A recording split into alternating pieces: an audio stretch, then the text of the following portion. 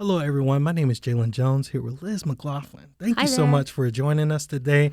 Today, we're talking about the Winter Olympics. Again, very hot button topic because Salt Lake City is hosting the Winter Olympics in 2034. And we talked about last week, and not dating this a little bit, we had a previous conversation about how many, the amount of places that can host the Winter Olympics is shrinking, and the importance of man-made snow. And there's a lot of factors that are going on to keep this such important pivotal event, the Winter Olympics, going. What do you have for us today? So I'm really a climate change reporter, right? So just to zoom out for a minute, Yes. When we're talking about these trends, when you talk to our meteorologists, you hear them telling you to take an umbrella today or not, right? That's the weather. That's really, you can think about it like a mood. And when we talk about climate, we're talking about the personality and the trends over time that really change that personality. So we're kind of looking at a big chunk of time, and we're seeing a definite trend, even with some variability in between snow seasons, that could really impact the Winter Olympics. And overall, it's that winters are warming, that snow seasons are shrinking, and the reliability of snow is changing. So right now, the Western U.S. is experiencing what we call a snow drought. And, for us in North Carolina, maybe it could be a little confusing what that is. It doesn't always mean that it's completely dry. Too there.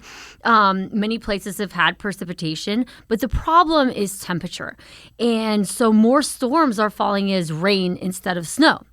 And that rain runs off of the mountains really quickly instead of being stored in the mountains as the snowpack. Yeah. And that really matters because that snowpack is basically the West's natural water reservoir. And so it melts slowly in the spring and, feeds rivers all summer long. I was just in New Mexico, doing a story. Last year, they had a record drought, and the river's just completely dry. And I was like, oh, no, what's happening? They're like, oh, in the spring, it'll come from Colorado, But this year, those levels are going to be way, way lower. And that water, of course, supports, hydropower, ecosystems, all that stuff. So when the snowpack drops, it's not just a ski thing, right? It's a whole water supply thing. And scientists say snow cover this winter has been just dramatically below normal. And in Utah, where we're talking about, the lowest in decades. So in Salt Lake specifically, looking at my graphics here, I pulled up some data. Yes, love it. The first freeze of the year now arrives about 8 days later than it did in 1970. Yeah. And that might sound small, but we're talking about more than a week, a big deal for winter sports, because if that first freeze is happening later, that's less time for natural snow to build up, less time for snowmaking, right? Less time for ski resorts to even open reliably, affecting their economy. So winter's not disappearing, right? But it's really shrinking at the edges. And when we look at winter overall there, it's warmed about 3 degrees since 1970. Again, it doesn't sound like a big deal, but we're talking about a threshold between freezing and not freezing. That's the difference between snow or sleet or water, which can all change how the mountains feel. If you're a skier, it can make a big difference. Even just the warmer temperature still freezing can have this kind of slushy effect that slows you down. I mean, it's just a big impact on winter sports. And so that's what scientists mean when they say temperature-driven snow loss. And talking about those temperatures, Salt Lake now sees about 12 more above normal winter days than it used to. So that's almost 2 weeks. And so that means even if you have a banging start to the summer, right? Like a big snowstorm, to the winter. If you have a great start to the winter, a nice base starting, there can be a mid-season melt. That takes all that away, that takes away inches, that changes the texture, that then freezes over, which again could have a big impact on winter sports. So those kind of mid-season melts or, variability within the season are also happening. That's going to impact everything. No, a lot of thoughts with that. First of all, I love your storytelling because we're not talking, you drop a rock in the pond, right? We're talking about the ripple effect here. This ripple effect of snow not being as consistent doesn't just impact the Winter Olympics.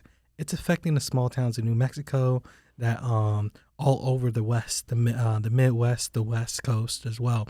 Also, I love the analogy that you made with mood and emotions. And I wonder, when is the winter going to start trauma dumping on us? Maybe, hopefully. It might already have. I think we're seeing it right now. It's so hard to plan. And I think that's what you're trying to put down. The Winter Olympics is such a big event that you have to plan around it. And it's hard to plan around the consistencies of snow. Am I right? Yeah, it's outside, right? There's only so much you can control. And we're talking about people's whole life. These athletes, thousands of athletes have spent their whole lives for this one moment. And here we are with a what's going to happen at that moment question that's, I mean, pretty big for them, right? And with the same mood and personality analogy, you know, because we've had a crazy winter here, right? After 3 years with no snow last year, we've had a few snowstorms this year. So that doesn't disprove climate change. We kind of hear that, oh, look, it's record low. Yeah. Climate change isn't happening. It's kind of like rolling the dice, right? You can get snake eyes. You can get a crazy snowy winter. But now, compared to 50 years ago, the odds of getting that are a lot lower. Okay. Well, for everybody, we talked to our amazing weather team. And here is Amy and Elizabeth also on the same topic. Okay, we're here to talk about my very favorite subject, of course, which is snow. And I don't necessarily love snow unless I'm skiing. That's right. You're a big skier, so I know you love this topic as well. So what we're talking about is the Winter Olympics. We're so excited to be covering the Winter Olympics. You know, we have the Winter Olympics on WRAL-TV. It's been so much fun to watch them. But with our changing climate, of course, there are some issues that could be happening in terms of how to host them with a warmer planet.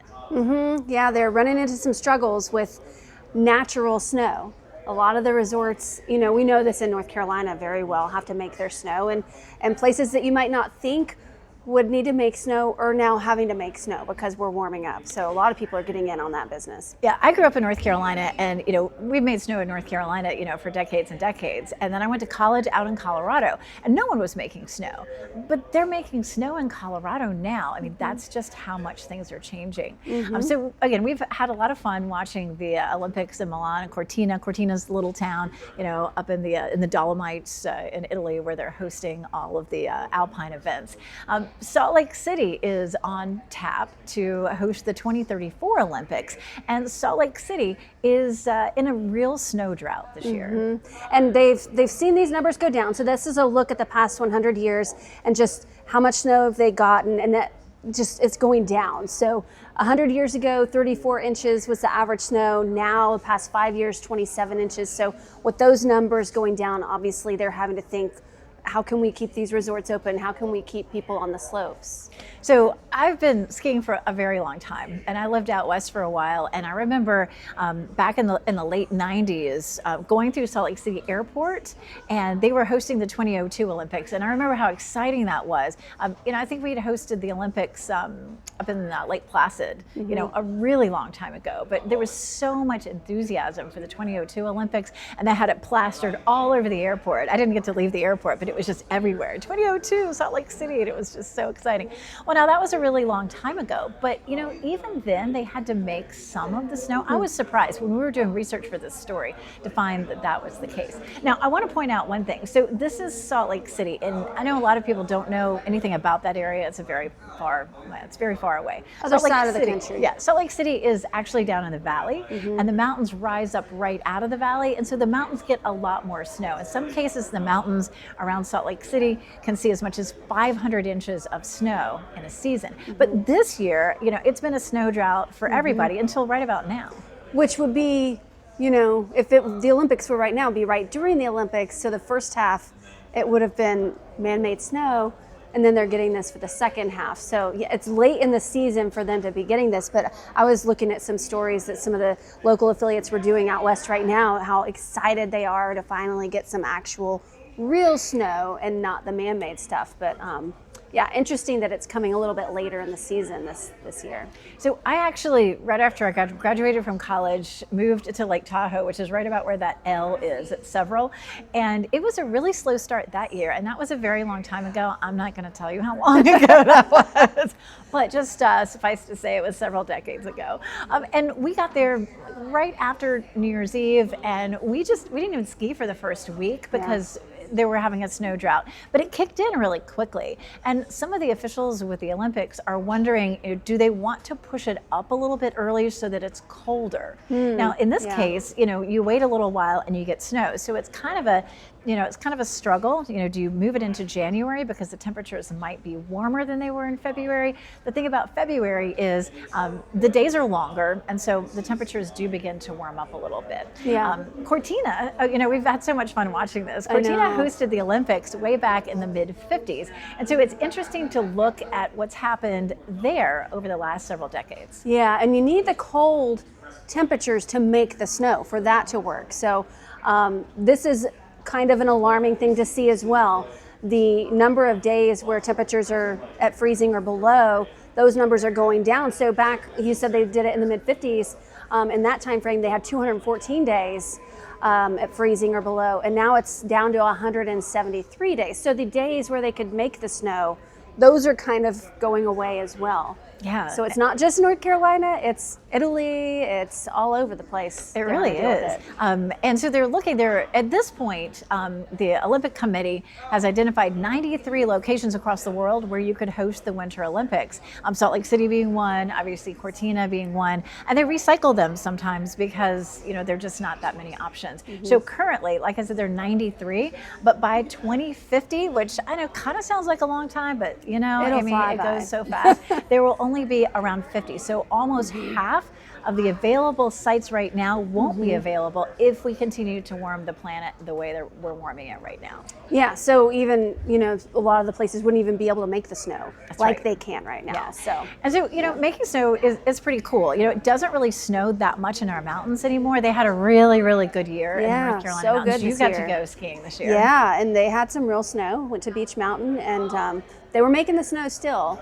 But yeah, our mountains have done really well this year. It's been a great season for us, and not such a great season out west. That happens sometimes. You can see the jet streams set up, and if it's warm on one side of the country, it's cold on the other. Yeah. And we just happen to get the cold winter that the west didn't get. That's right. Which is unfortunate for them, but it was kind of nice for us. Yeah. So many times you'll go to the mountains in North Carolina, and there'll be snow only on the slopes, but it's still cold enough. They can just make it and make it and make it. And it acts just like regular snow if you've never skied on it before. Yeah, you can't tell the difference. I've skied out west and I can't tell the difference. So it's amazing that they're able to make all that snow. Yeah, so it's a viable option for these places that want to host the Olympics. I looked up what they've done in other locations, and you probably remember when they hosted it in Sochi years ago. So that was in Russia, and it was actually along a lake, or it's a really low elevation place, and it was a real issue. What were they going to do about snow? Yeah. So they made 80% of the snow for the Sochi Games. But then I was surprised to see in Pyeongchang they made 90% of the snow, and in Beijing they made 100% of the snow. Yeah, those numbers surprised me. I Isn't didn't that- realize that until you did the research. I was like, oh my goodness. And even in 2002, they made some of the snow in Salt Lake City. Yeah. So, Yeah. so it's possible. And what they're planning to do for Salt Lake City is a couple of things. So they're going to make a whole bunch of snow. They're already collecting enough snowmaking machines, and they're going to make snow at different mountains and start to truck it to a place to keep it. I told my husband this the other day. He's like, how's it not going to melt? It's hot out there in the summer, but they can actually cover it and store it. And so isn't that cool? Yeah, I mean, it just seems like it's quite the undertaking. Right. But if you're hosting the Winter Olympics, you better have snow. That's right. And, you get a lot of economic benefit Yeah. for hosting the Winter Olympics. So they're going to do that. They'll make a lot of snow. They'll make snow and store it They'll make a lot of it the year before. And then the other thing that was cool that I ran across for this story that I'm doing is, so the place, there's a really cool picture of it. I couldn't find one to actually share with everybody. There's a picture of the cross country course, and right now it's all brown except for where the snow is, like in a snaky trail. It's a crazy looking picture. And so if they have the same thing, what they'll do is they'll salt the trail, and the salt lowers the temperature at which the snow will melt. And so that will keep the snow intact. And so they've got a plan. Creative solutions to get this done. Exactly. So they have a plan, and it looks like it'll happen. It'll happen. You know, I'm super excited for it. In 2034, I doubt that I'll get to go, but it's always so much fun to watch. I don't know. I can see you going. I can see Maybe you. I will. We should go together. We should. Thanks for watching, y'all. Amy and Elizabeth, thank you guys so much. And we wanted to hit one more thing before we head on out of here. It's difficult making snow. And there's a lot of factors that go with the snow, because we talked about a dwindling water supply already. And then it's because less snow, that is because water is required to make the man-made snow. What have you found out in your study, in your research with this? And large amounts of water too. And cold temperatures are still needed, right? If the natural snow is still variable, you still have to have, sometimes it can be above freezing, but not by much. So there's still some requirements there. And the coldest stretch of the year, now starts later and it ends earlier. So we got a squeezed winter. And getting compressed, and that really matters for the Winter Olympics, especially the Paralympics, because they're happening later in the season. So it doesn't mean the games necessarily can't happen, but they're happening in a narrower climate window, and that's why the IOC has discussed maybe changing the timing of the Olympics to kind of accommodate that. And again, don't the Olympics just use artificial snow? We've seen the last few. They've relied on it heavily, if not all. But again, it still needs those cold temperatures, large amounts of water, and both of those become harder to guarantee in a warming climate. So the system's really getting squeezed from both sides. Less natural snow, more pressure on snowmaking. And this winter snow drought in the West is not just one strange season, right? The scientists say it's really a glimpse of what winters in the future may look like more often. And that's just the bigger climate picture of what we're seeing right now. Well, this is a lot, and as always, I depend on you to help piece through this information, piece through the research, because our future is kind of at stake here with these things, and kind of what we have taken for granted, snow and Winter Olympics. We can see a lot less of that. Am I right? And it's constantly changing. We're looking at really advanced modeling now, but depending on how our emissions go, it could make a change one direction or the other. Unfortunately, the trend we're seeing is maybe not the one we want to. Absolutely, absolutely. And we're going to stay up to date on those trends right here. Liz McLaughlin, follow her on the socials, follow her on WRAL.com. All of her reporting, climate change, Winter Olympics, can all be found there. Again, if you're watching this video, like and subscribe to this video. And thank you guys so much. Thank you, Liz. Thank you for having me.